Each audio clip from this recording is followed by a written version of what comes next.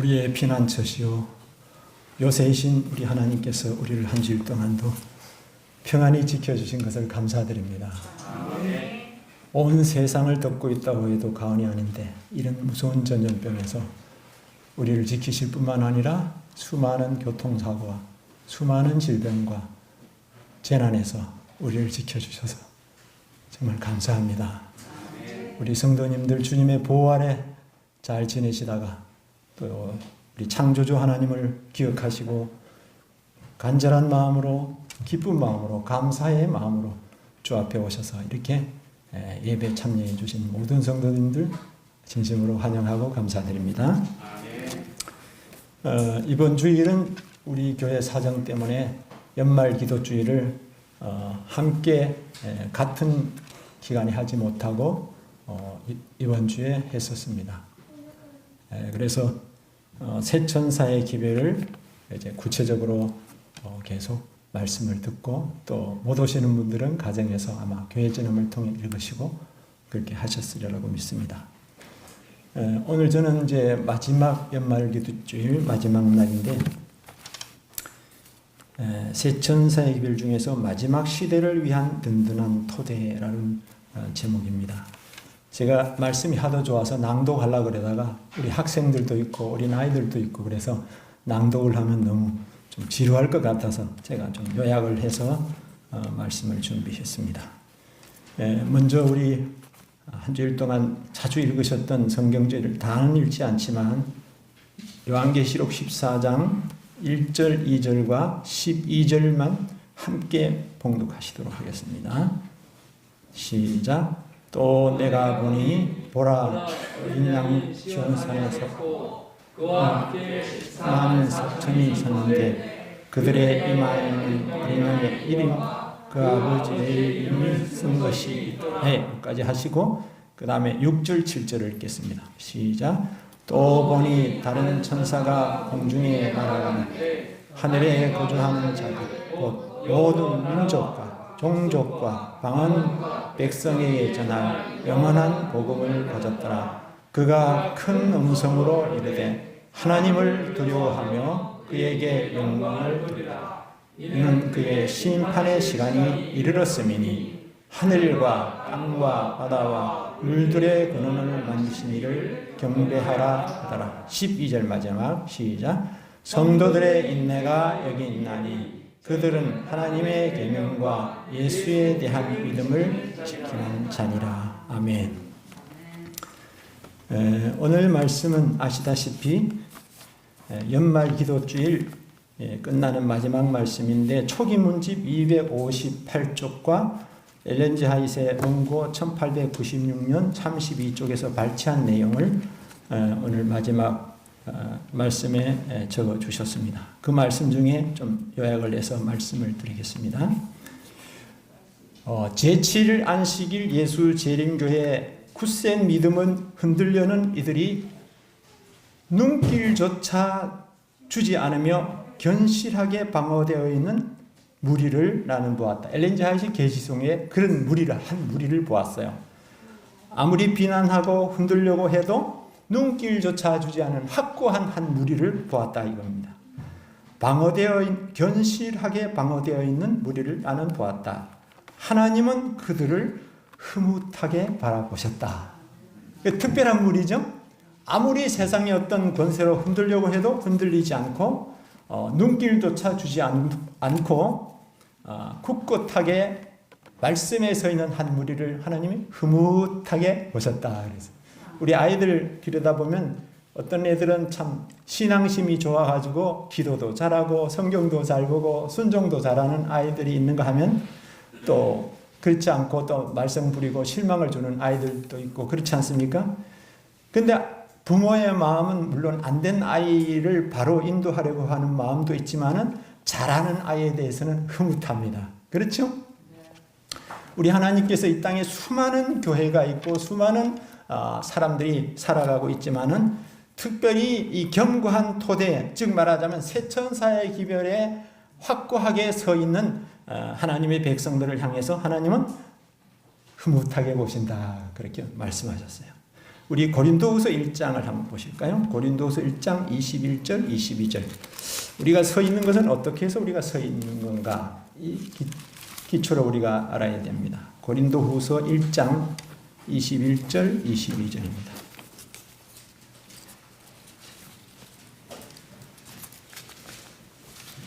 다 같이 한번 읽어보실까요?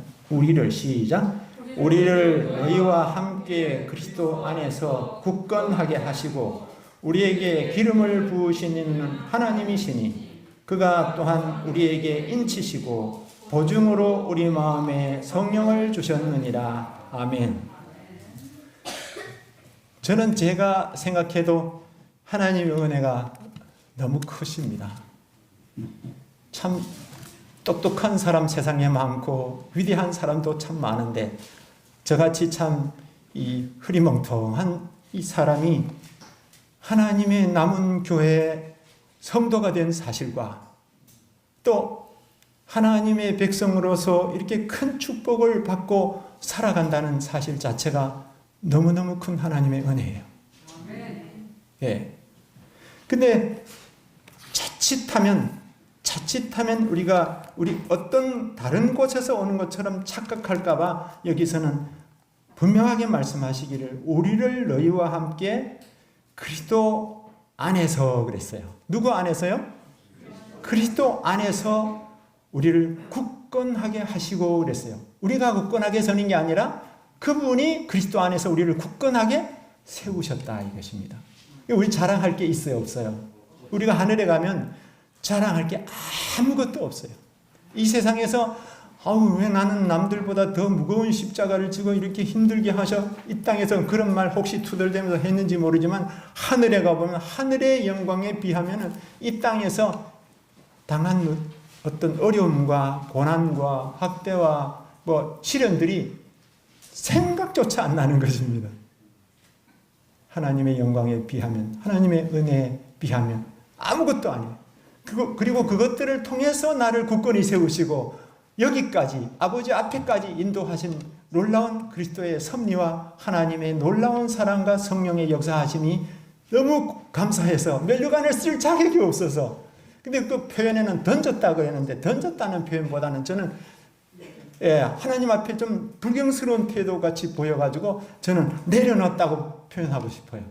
이렇게 면류관을 쓸 자격이 없어서 우리의 이 속에서 나오는 것이 끊임없이 나 자신, 나 좋은 것 먹고 좋은 자리에 앉고 좋은 인정받고 정말 인기 끌려고 하는 이 끊임없이 나오는 이 죄의 투성이 이 머리를 금면류관을 씌워주시라고 우리 이름이 쓰여진 금면류관을 씌워주시라고 하늘의 사령관께서 그 거룩한 가시에 찔려서 거룩한 이마가 간전놀이에 가시가 박혀서 어떤 사람은 갈대로 그 가시관을 쓴 예수님의 이마를 칠 때 그 가시가 깊이 박히면서 피가 쭉 흘렀다고 그랬어요.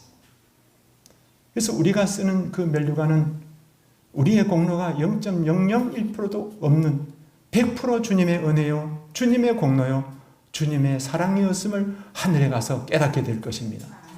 그래서 우리는 이 땅에서 그래서 너희가 말하려면 하나님의 말씀을 하는 것처럼 하고 너희가 봉사하려면 공급하시는 능력으로 하는 것처럼 하라. 그 말은 뭐예요? 경건하고 엄숙하기도 하지만 절대로 자랑하지 말라는 거예요. 아무리 어떤 것을 내가 뭘 잘하든지 설교를 잘하든 노래를 잘하든 전도를 잘하든 뭘 잘하든지 간에 그 힘, 그 건강, 그 생명, 그 달란트를 누가 줬냐? 100% 내가 준 거 아니냐? 그래서 우리는 면류관을 벗을 자격이 없다고 생각해서 면류관을 벗어놓고 그 높으신 하나님 나를 위해서 그 어마어마한 무시무시한 십자가를 지시고 고난받으신 구주 앞에 고개를 숙여 마음 깊은 가슴 속에서 우러나는 감사와 찬양이 터져나오는 것입니다. 그래서 영원토록 찬양해도 실증나지 않는 이름이요 실증나지 않는 예배 대상이 바로 하나님이시여 어린 양이 되실 것입니다. 네. 여기 또 말씀해 보면 새 천사의 기별에서 벽돌 한 장이라도 뭐라도 벽돌 한 장이라도 옮기거나 핀 하나라도 흩어놓는 자에게 화가 임할 것이다. 세 천사의 기별을 제대로 이해하는데 사활이 달려있다. 세 천사의 기별을 제대로 이해하는데 뭐가 달려있다? 사활이 달려있다. 이 기별을 어떤 태도로 받아들이냐에 따라 사람들의 운명이 엇갈릴 것이다. 이 세 천사의 기별을 어떻게 받아들이냐가 운명이 갈린다는 거예요. 구원받을 백성, 구원받지 못할 백성으로 갈라진다는 것입니다. 예. 그래서 우리가 이 땅에 살 때에 아까 우리가 계시록 14장 7절에 그러시죠? 누구를 경배하라고 그랬어요? 하늘과 땅과 바다와 어제 우리 전장님도 요약해서 말씀을 해주셨습니다만 하늘과 땅과 바다와 물들의 근원을 만드신 이를 경배하라 하더라 그랬어요. 이게 그냥 찬양하고 단순히 기도하고 이게 하는 게 아니라 제가 지난번에 제 시간에 말씀드렸죠? 창조주를 경배한다는 것은 누구 앞에서 하는 거라고요? 하나님 앞에서 사는 생활이에요. 하나님 앞에서. 그래서 예배 시간만 경건하고 말 그럴듯하게 실수 안 하게 조심하고 순서 맡을 때만 잘하고 기도 써가지고 정확하게 하려고 써서 읽고 그게 아니라 집에 가서도 아무도 안 보는 데서 이불 속에서 어디에서도 맛있는 게 많이 생겼을 때도 또 누구와의 경쟁자가 생겼을 때도 어떤 굉장한 거짓말 한마디만 하면 돈 몇천억이 생길 그런 상황에서도 하나님 앞에 있음을 기억하라는 것입니다. 어떤 상황에서도. 그래서 사실은 교회에 와서 있는 이 모습은 진짜 내 모습이 아니에요. 그냥 좋은 옷 입고 경건한 자세를 가지고 있으니까 다 경건한 성자 성녀 같지만 진짜 내 모습은 아무도 없을 때 사단이 유혹하는 그 자리에서 내가 어떻게 서느냐. 그게 내 모습이에요. 우리 학생들도 마찬가지예요. 막 먹을 게 잔뜩 있고 좋은 거 나쁜 거 섞여 있을 때 진짜 내 손이 가장 맛있고 맛이 좋은 게 거기 손이 가면 그 하나님 창조주 하나님을 섬기는 게 아니에요. 그걸 연습해야 돼요. 다니엘은 그걸 요셉은 그걸 연습했기 때문에 하나님 그걸 위대하게 쓰신 거예요. 예. 그래서 겸손은 하루아침에 생기는 것도 아니고 경건도 하루아침에 생기는 게 아니고 연습하라고 해요. 김대석 목사님 경건의 연습에 대해서 설교하시는 거 들어보셨죠? 경건은 연습할 때 성령께서 하루하루 이루어져 가시는 거예요. 이루어 주시는 거예요. 그래서 우리 구원은 내가 은혜로 받았지만 그 구원을 잘 지켜가야 돼요. 그래서 저는 늘 참 이 문제 때문에 많이 고민을 하고 걱정을 했는데 이렇게 해가지고 내가 구원 받겠나 이런 생각이 전에 가끔 들었어요. 그래서 김대석 목사님 말씀을 아주 여러 번 아주 자세히 들어보면서 우리가 예수님의 이름으로 성령의 능력으로 은혜로 거듭나잖아요. 그 거듭나면 이제 뭘 바꾼 거예요? 소속이 누구에서? 우리의 아비 마귀에게서 누구로 바뀌었어요? 하나님으로 바뀌었어요. 예수님으로. 그래서 이는 저쪽으로 가는 게 아니라 뉴턴에서 하나님을 향해서 가는 거예요. 그래서 우리가 계속 하나님을 향해 가되 또 넘어져. 또 일어나.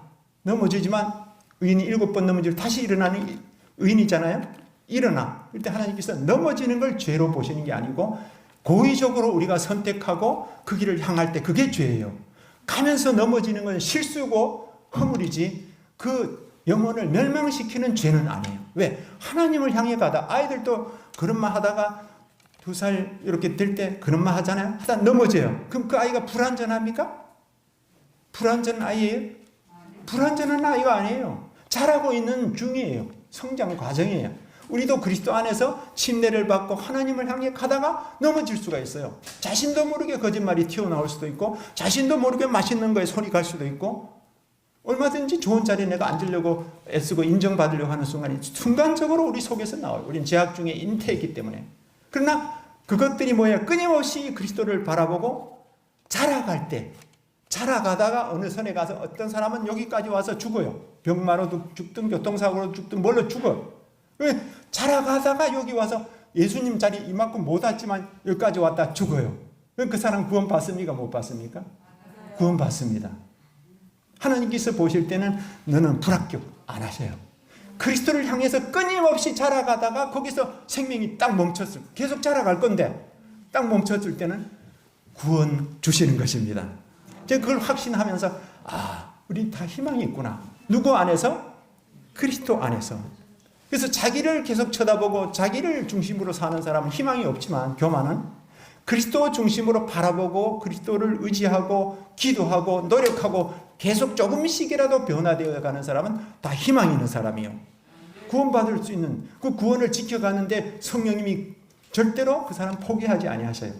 그리스도의 형상이 이룰 때까지 성령께서 포기하지 않으신다. 여기 또 이런 말씀이 있어요. 하나님께서는 그들을 한 걸음 한 걸음 인도하여 마침내 견고하고 흔들림 없는 기초 위에 서게 하신다. 우리는 몇 걸음씩 인도하신다고요? 한 걸음 한 걸음 한 걸음 한 걸음. 그래서 이제 조금 있으면 예수님이 지성소에서 그 봉사하시는 항로를 초기 문제 있죠? 던져버리고 제사장복을 벗고 나오셔요. 그것이 은혜에 끝나는 시간에 다 이루었다 하시면 의로운 자는 그대로 의롭고 또 부정한 사람은 그대로 부정하고 거기서 멈춰버려요. 모든 사람의 운명이 딱 멈춰요. 그러니까 우리가 그 역사적인 그날이 안 와도 내 죽는 날이 뭐예요? 내 운명에 결정되는 날이에요. 그래서 우리는 저 운전하지만 교통사고로 죽을지 뭐 코로나로 죽을지 어떻게 죽을지 아무도 한 치 앞도 모릅니다. 예언은 이미 다 우리에게 보여주셨지만 내가 언제 어떤 경험을 당하게 될지는 우리는 몰라요. 그래서 우리가 안전한 길은 뭐예요? 한 걸음 한 걸음 인도하실 때 거절하지 않고 반항하지 않고 끊임없이 그리스도를 향하여 나아가는 것입니다. 자라가는 것입니다. 그래서 제가 요즘에 아주 제 나름대로 제가 제일 극복하기 어려운 게 뭐냐면 잠이에요. 제가 너무 체력이 딸리다 보니까 잠이 굉장히 많아요. 52, 53kg 가지고 제가 하루 9시간씩 가서 버티고 올라면 저녁에는 진짜 힘들어요. 근데 하나님이 잠을 잘 자게 하시니까 제가 이게 체력이 하나님의 은혜로 보충이 되는 거예요. 예. 남들처럼 제가 막 먹는 것도 아니고. 예. 하나님께서 잠을 주셔서 감사하긴 한데 이때는 잠을 충분히 잘 쉬기가 아니잖아요. 그래서 제가 4시에다가 맞춰놓고 깨야 되는데 하면서 어쩌다 막 하다 보면은 5시가 되는 거예요. 예. 그래서 알람으로다가 잘 만지는 분 보고 했더니 한 3번 연거푸예요. 한 5분 있다 또 올리고 5분 있다 또 올리고 그래가지고 한참 어떻게 막 준비 운동하고 일어나고. 그래서 제가 요새 싸우는 건 잠하고 싸웁니다. 여러분들은 뭐하고 싸우시는지 몰라도 각자가 약한 점이 있어요. 식욕이 약한 점도 있고 어떤 사람은 이것저것이 있어요. 잘난 체 하는 거, 뭐 아주 못 참는 성질 막 극복해야 될 것들이 있어요. 나름대로. 그것들을 위해서 우리는 끊임없이 기도해야 돼요. 오래 참으신 예수님을 바라보고 교만한 마음이 들 때는 십자가를 바라보고 나는 마음이 온유하고 겸손하니 내게 배우라고 하시는 그분의 음성을 따라서 그 방향으로 그분을 바라보고 계속 나아가다 보면 우리도 어떤 사람 돼요? 우리도 겸손한 사람 될 수 있어요. 침례하니 메시아를 계속 전하다 보니까 예수님이 칭찬한 중에 누가 제일 칭찬받았어요? 침례하니지. 여자가 낳은 자 중에 이만한 자가 없다고. 그의 사업이 위대하기도 하지만 그는 정말 위대했어요. 그가 정말 인기가 좋아져서 나중에는 내가 메시아다 해도 믿을 사람이 엄청나게 많았어요. 무리가. 그런데도 나는 광야에 외치는 소리라. 나는 물로 침례를 주거니와 내 뒤에 오시는 분은 불로 성령으로 침례를 주실 거다. 나는 그분의 신발끈도 풀기도 감당치 못한다. 모든 초점과 모든 인기와 모든 영광을 그리스도께로 집중시켜요. 그리고 자기는 진짜 340m 딱 가고 사명을 끝내고 사라지는 게 소리잖아요. 딱 소리처럼 사라져 버렸어요. 한 여인의 그 총값으로 목이 잘라져서 헤롯의 궁에서 그냥 순교당한 거예요. 그래서 우리가 이 땅에서 사는 날 동안에는 끊임없이 자라나야 되는데 그리스도께 초점을 맞추고 사시게 되길 바랍니다. 설교를 하든 말씀을 보든 기도를 하든 회파를 하든 찬양을 하든 뭐 하든 모든 우리 초점은 그리스도. 그래서 그분과 하늘에 가서 살 백성들은 예수님처럼 변화되어서 하늘에 가는 것입니다. 예. 연말 기도집 이렇게 하면서 엄집사님 참 먼데 험한 데 계시는데 어제 보니 그 시동 소리가 좀 시원찮아요. 보니까 전 잘 모르지만 임장님 좀 한번 봐주시면 좋을 것 같아요. 갔는데 저 차가 잘 갈까 기도했어요. 험한 데 가다 차가 또 멈춰서 두 자매분이 고생하지 않게 기도하면서 갔는데 그 험한 데를 하루도 빠짐없이 기도에 이렇게 참석하시는 걸 보았어요. 하나님을 사랑하는 마음이 없으면 어찌 하겠어요. 예. 또 사랑하지만 또 여러 가지 여건에서 못 오신 분들도 가정에서 그렇게 간절하게 기도하신 줄로 믿습니다. 여기 보면 또 이런 말씀이 있어요. 어떤 이들은 그랬어요. 우리 교회 안에도 어떤 이들은 그들의 기초의 결함을 찾아내기 시작하였고 기초에서 내려와 살핀 뒤에는 그 기초가 잘못 놓였다고 단언하는 이들도 있었다. 그 기초가 잘못됐다고. 또 떠나가는 사람도 있죠. 우리 교단에서. 예, 떠나가는 사람도 있고 뭐 잘못됐다고 이렇게 말하는. 유대인들이 자신들의 쓸모없는 희생 제물을 바쳤듯이 쓸모없는 희생 제물을 언제 바쳤습니까? 예수님이 골고다 언덕에서 다 이루었다 하시고 운명하시는데 그때 제사 지내려고 양을 잡아다 칼을 들고 자르려고 했어요. 양의 목을 자르려고 했어요. 근데 힘없는 팔에서 칼은 떨어지고 양은 도망가고 휘장은 위에서부터 아래로 찢어졌어요. 쓸모없는 죄물 드리고 있었어요.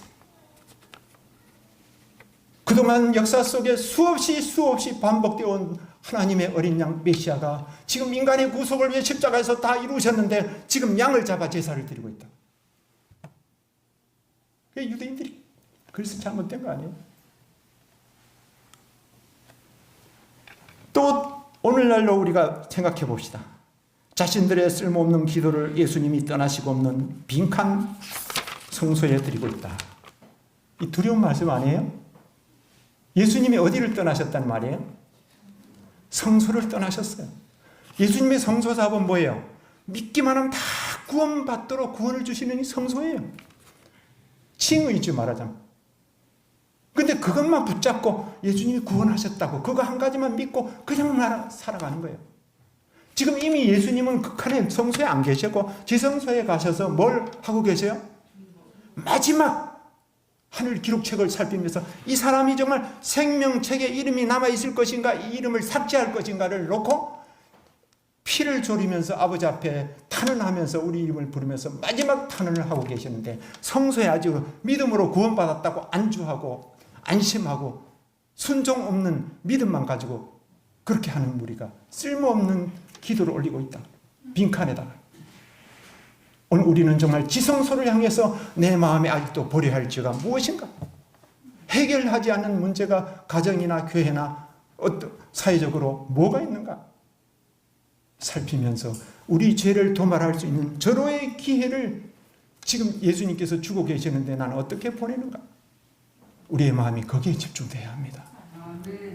그래서 이번 기도주일은 제가 말씀도 지난번에 드렸지만 하늘 기록책에서 우리의 죄가 기록된 것이 아직도 삭제되지 않고 그리스도의 피로 용서되지 않은 채 남아있는 기록이 있으면 성령께서 우리를 깨닫게 해달라고.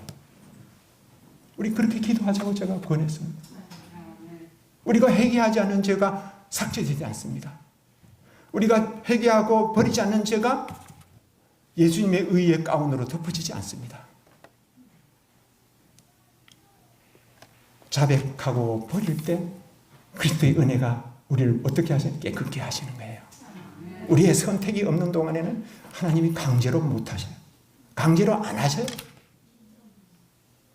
노아 홍수 때 그 많은 사람들이 멸망하는 게 하나님의 마음이 얼마나 가슴 아프셨겠어요. 그러나 강제 너 좀 들어가란 말이야. 꽁무니는 막 밀어대든가? 아니에요. 하나님은 그렇게 하시면 사단이 그냥 안 있죠. 하나님은 공의로운 분이라 그렇게 하실 수도 없고 하나님은 자유를 생명처럼 소중하게 생각하시는 분이에요. 의지의 자유를 주셨잖아요. 선악과를 따먹을 때도 신경마비를 일으켜서 못 따먹게 하실 수도 있어요. 그 자리에 천사가 너 그거 멈추고 하고 다시 한번 경고를 외칠 수도 있었어요. 그러나 하나님은 뭐예요? 너희가 이것을 먹는 날에는 정녕 죽으리라는 분명한 말씀을 주셨기 때문에 그 이상 어떻게 하실 수가 없어요. 오늘날도 우리에게 그래요. 끝없이 우리에게 호소하시지만 강제하시지 않습니다. 기도한다고 막 강제로 무릎을 꿇거나 이기심 부린다고 이기심 버리라고 여러 사람 앞에 망신을 주시거나 그렇게 하시지 않아요. 간곡히 그걸 버리도록 호소하고 계셔요. 성령으로 우리 마음에 각자에게 호소하고 계셔요.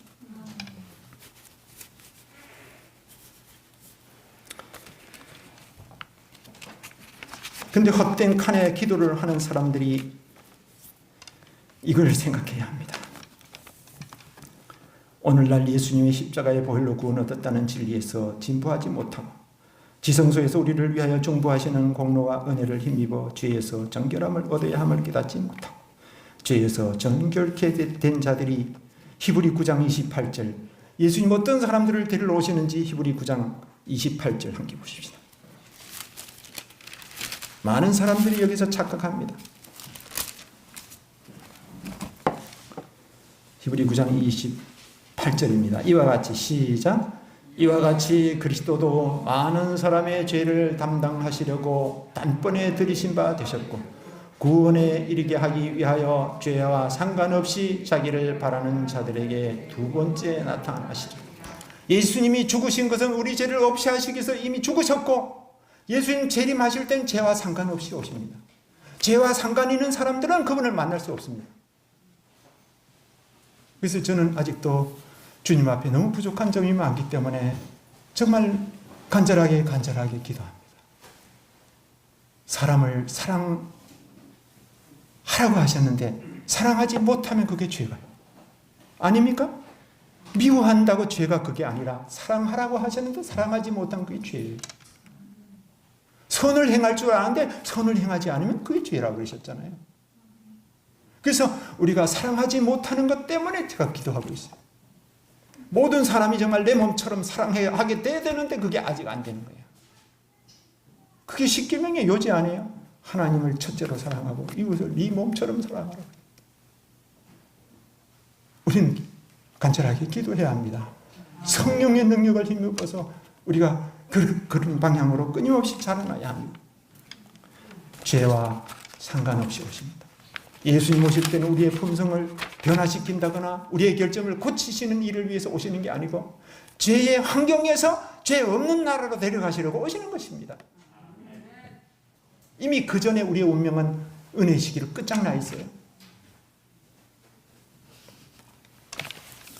아모스 4장 12절 여러분 잘 아시죠? 내 하나님 만나기를 준비하라. 한번 따라해 보세요. 내 하나님 만나기를 준비하라. 예, 이 아모스 4장 12절의 말씀은 세상을 향한 경고이자 우리 각자에게 주시는 경고라고 그랬습니다. 이건 뭐 세상 사람이나 우리 하나님 섬기고 있으니까 우리는 상관없는 기별 아니야? 이렇게 생각할지 모르지만 세상 사람을 위한 경고도 되지만 우리를 향한 경고라고 그랬습니다.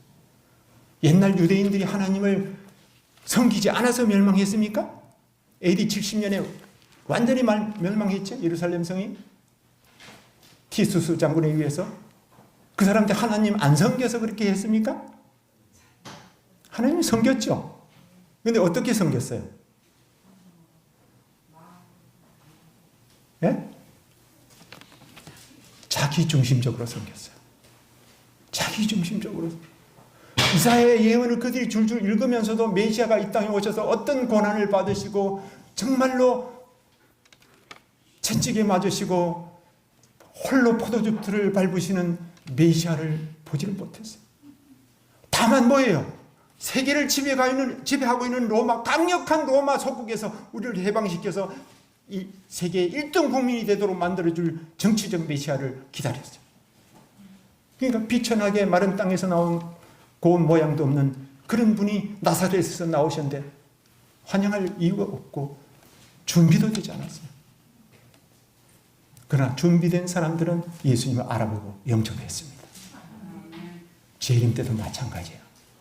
우리가 하늘이 금으로 포장된 나라, 생명과를 먹으면 다시 죽지 않는 나라, 악기를 안 배웠어도 막 검은 고를 멋지게 타는 나라, 또 산책 가는데 외계에 다른 어떤 별세계 산쪽 가고, 그냥 꿈 같은 얘기만 가지고 나는 가는 곳이 아니에요.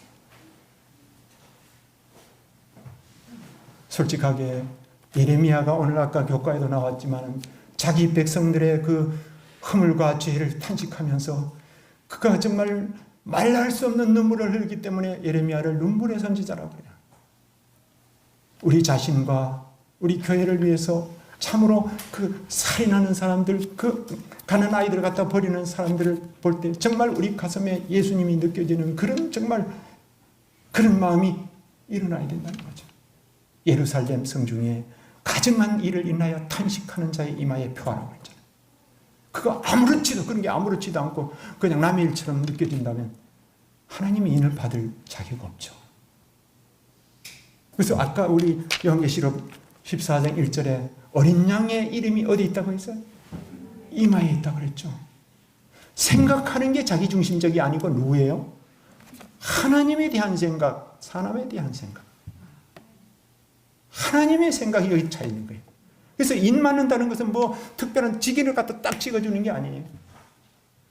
오매불매 전학계나 우리 생각 속엔 그리스도 중심, 하나님께 영광을 돌리고 하나님 뜻대로 살고 싶고, 우리 형제들이 어려움 당하는 형제들을 위해 기도하고. 제가 참 안타깝게도 어떤 지역에 우리 교회인데 코로나에 몇 명이 걸렸대요.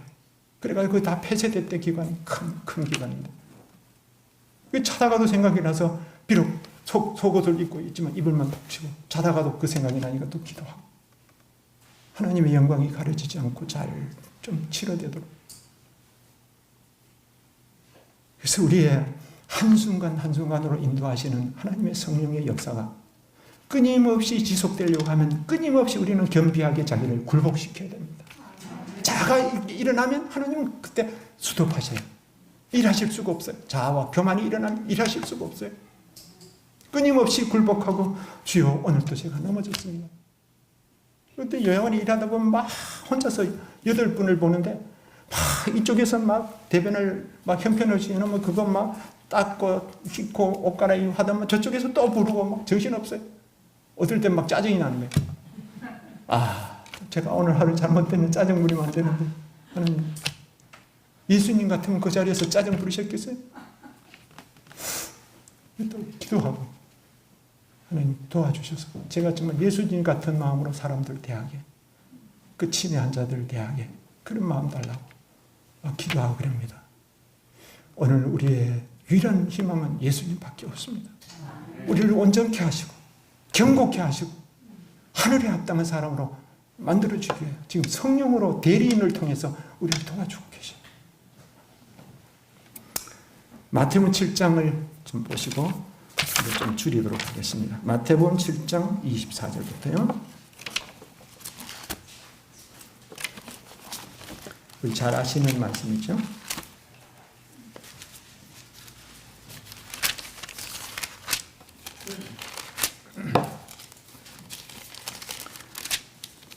이 말씀 읽으면 참 두려운 생각이 많이 듭니다.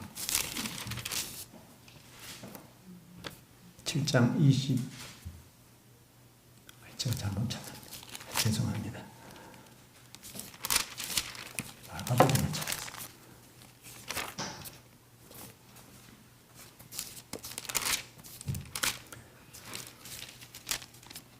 같이 한번 읽어보시도록 하겠습니다. 24절부터 27절까지 우리 자신을 여기다 비교하면서 한번 읽어봅시다. 24절부터 시작.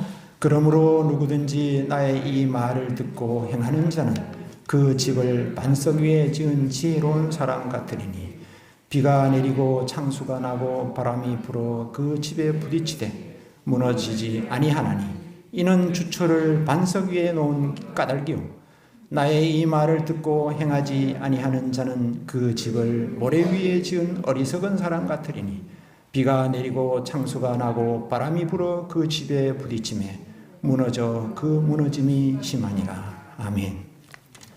여기는 누구와 누구의 대립적인 좀 비교되는 말씀을 하셨죠? 지혜로운 사람과 어리석은 건축자 이렇게 말씀하셨어요. 어리석은 건축자는 모래 위에다 집을 짓고 지혜로운 사람은 반석 위에 지은 사람이라 그랬습니다. 그 지혜롭게 사는 사람의 특징은 뭐고 어리석은 사람의 삶의 특징은 뭐예요? 지혜로운 사람은 어떻게? 나의 이 말을 듣고 뭐 하라고 했어요? 행하는 자는 그랬어요. 그 다음에 모래 위에 지은 사람은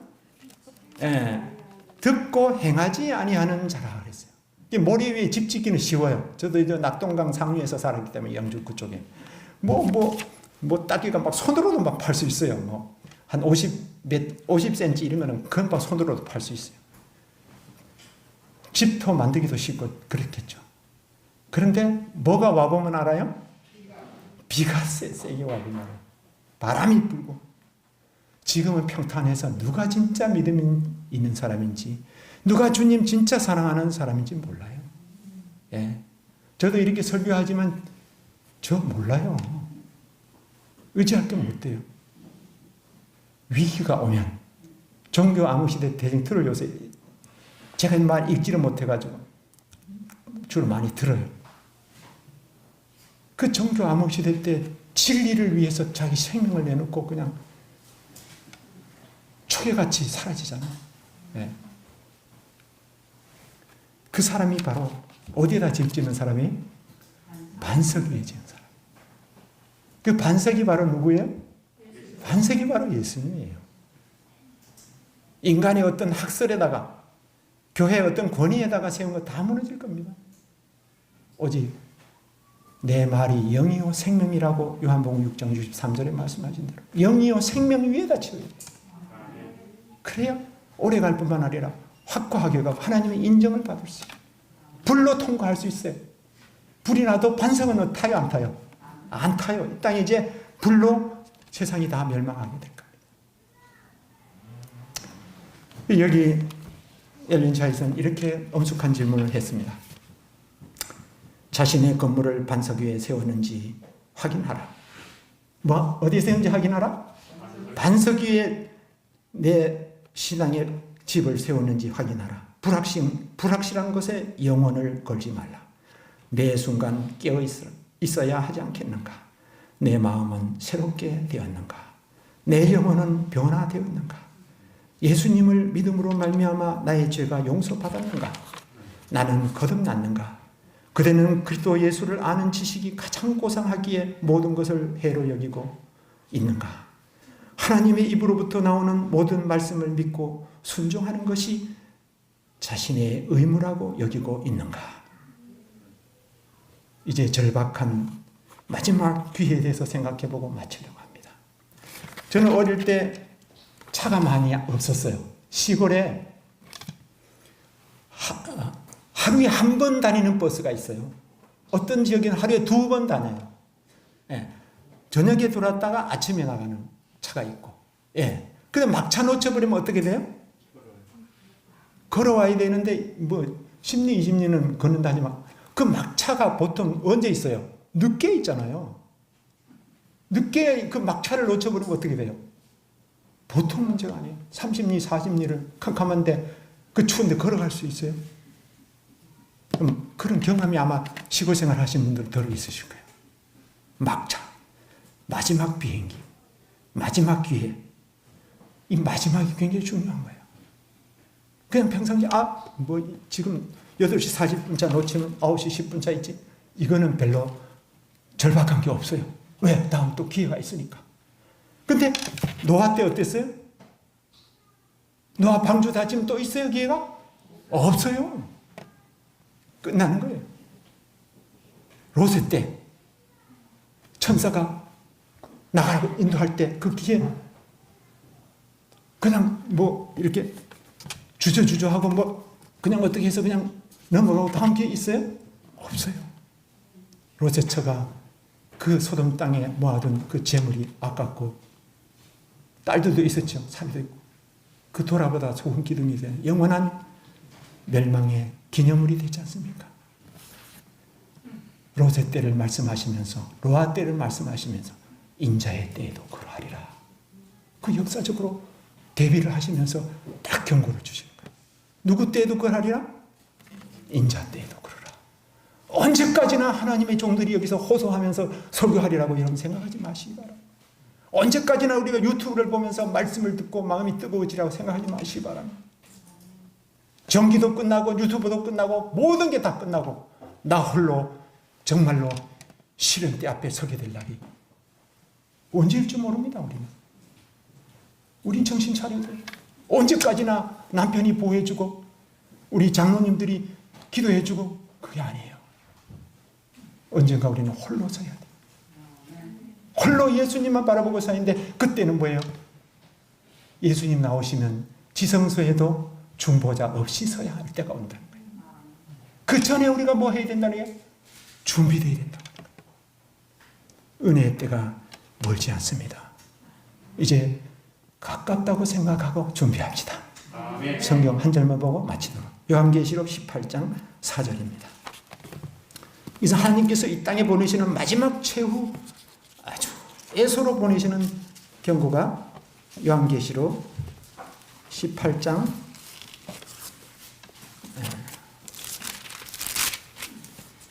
4절입니다. 우리 가슴에 좀 새겨두었으면 좋겠습니다. 또 내가 시작. 또 내가 들으니 하늘로부터 다른 음성이 나서 이르되 내 백성아 거기서 나와 그의 죄에 참여하지 말고 그가 받을 재앙들을 받지 말라. 마지막으로 막차로 마지막으로 호소하시는 음성입니다. 이 음성을 거절하면 우리는 끝입니다. 그래서 창조주를 기억하라고 하는 말씀을 우리 생활 속에 늘 기억하시기 바랍니다. 창조주를 경배한다는 것은요, 끼니가 떨어졌다고 염려하는 사람이 아니에요. 아무것도 없는 데서 이 우주를 만드신 분이 내 끼니 떨어진 거 걱정할 거예요? 걱정할 거 아니에요. 잡혀가지고 법정에 섰다고 걱정할 거예요? 아니에요. 창조주를, 우주를 만드신 그 위대하신 분을 내가 섬기는 사람이라면 다니엘이 사자굴 앞에 섰을 때나 히브리 세 청년이 펄펄 끓는 물을 7배나 뜨겁게 해서 너 경배 안 하면 여기에 던진다고 하는 그 자리에선 이 세 청년들이나 그들은 창조주를 진짜 경배하는 사람들이었어요. 왕이여 그리 아니하실지라도 우리가 왕의 신상에 절하지 아니할 줄을 아옵소서. 다니엘은 의인이 찍힌 걸 알면서도 기도했어요. 이게 창조주를 경배하는 삶입니다. 식량이 끊어지든지 집에 예를 들어서 화재가 났든지 무슨 일이 닥치든지 간에 우리는 창조주를 경외하는 사람으로서 이 땅에서 우리 살다가 창조주를 영원히 경배하면서 찬양하면서 사는 그것을 우리 함께 가시게 되기를 주님의 이름으로 축원합니다.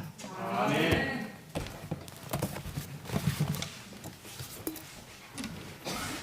말씀 감사합니다. 같이 말씀 생각하시면서 252장 일어나셔서 찬양 부르시겠습니다.